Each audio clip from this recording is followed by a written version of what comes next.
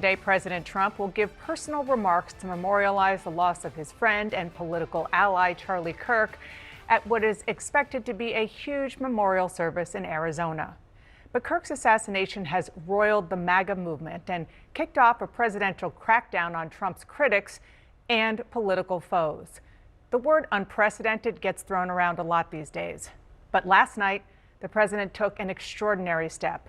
He publicly urged his Attorney General Pam Bondi to go after his political adversaries. We're talking about New York Attorney General Letitia James, Senator Adam Schiff, and James Comey. He called them, quote, guilty as hell, and he complained, quote, we can't delay any longer. It's a retribution campaign the president has previewed for years. Here with me now is the Senate Democratic leader, Chuck Schumer. Thank you so much for being here.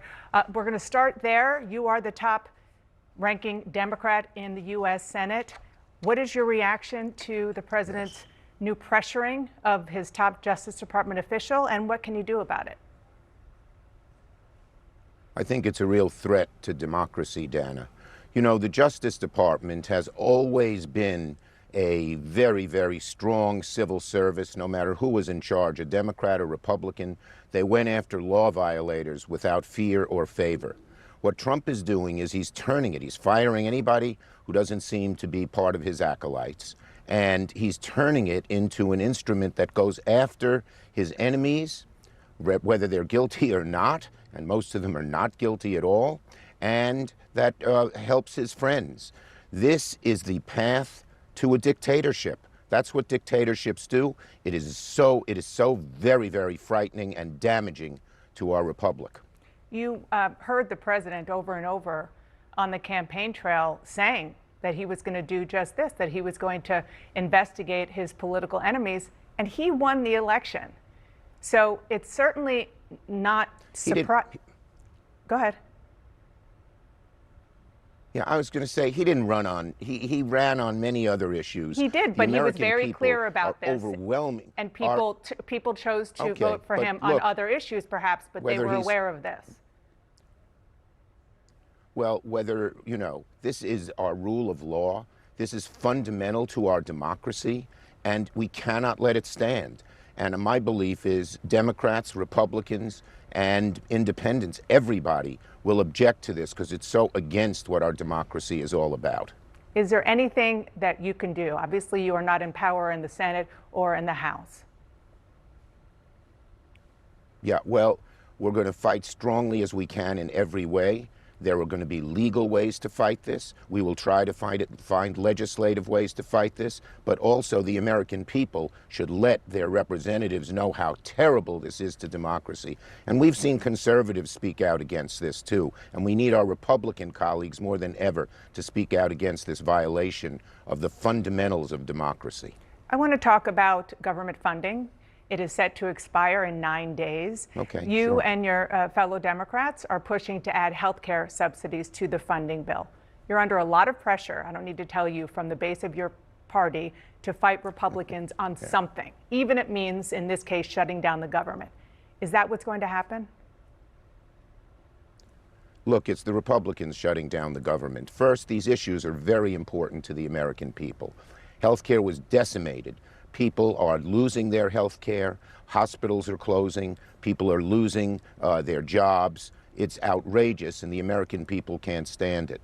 But what we are asking very simply is what has always been done in these kinds of budget negotiations, a bipartisan negotiation. The Republican bill is a totally partisan bill with zero input from Democrats, and that's not how to get things done. We had two bills on the floor Friday. Both failed, the Democratic bill and the Republican bill.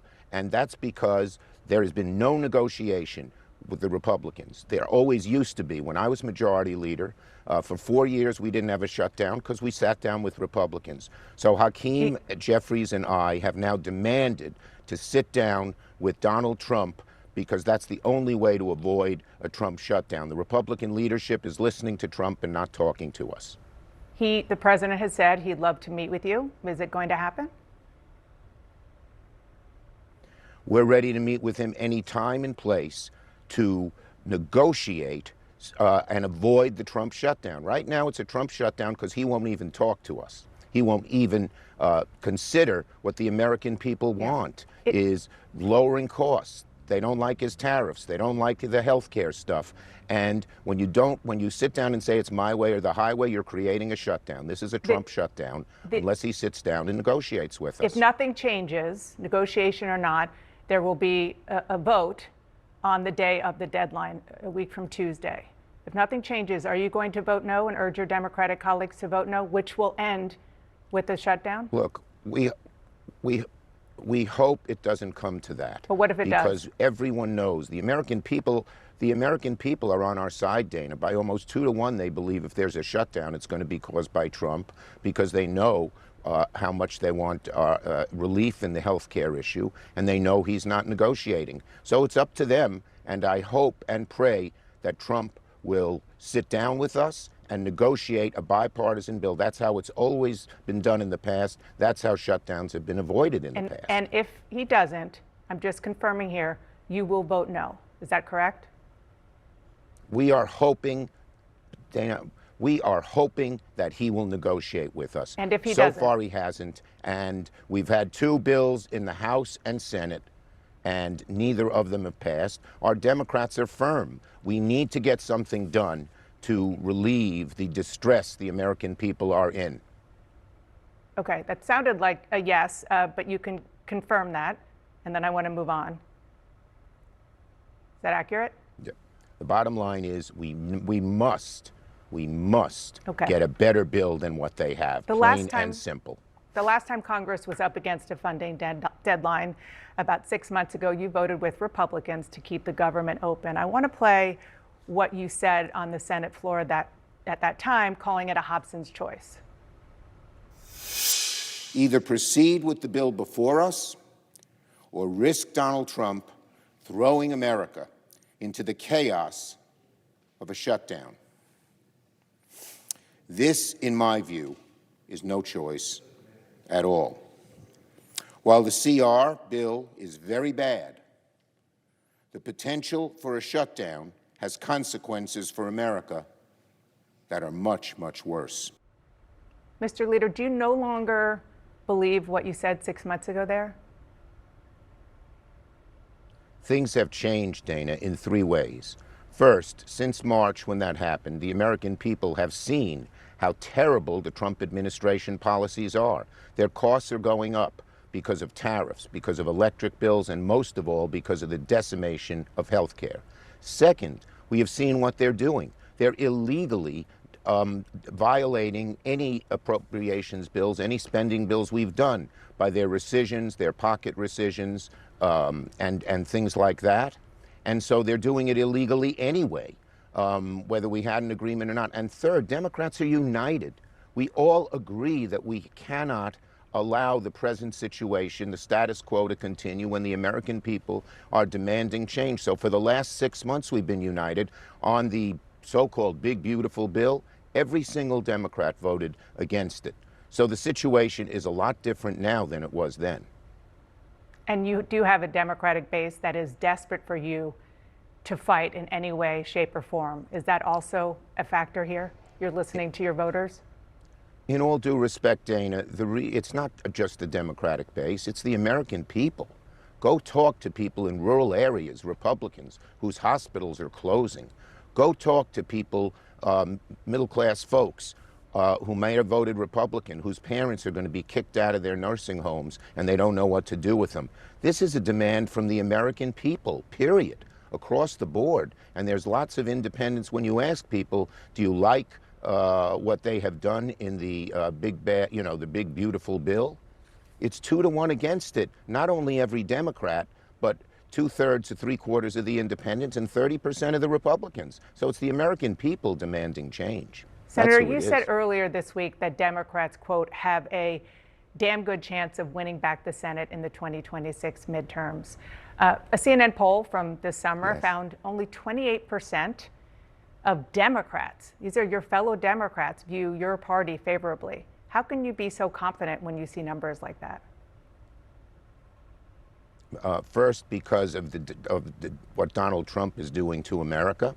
It's amazing how bad it is. And when you ask people in similar polls, do you prefer a Democratic candidate or Republican candidate? It's 47 Democrat, 39 Republican.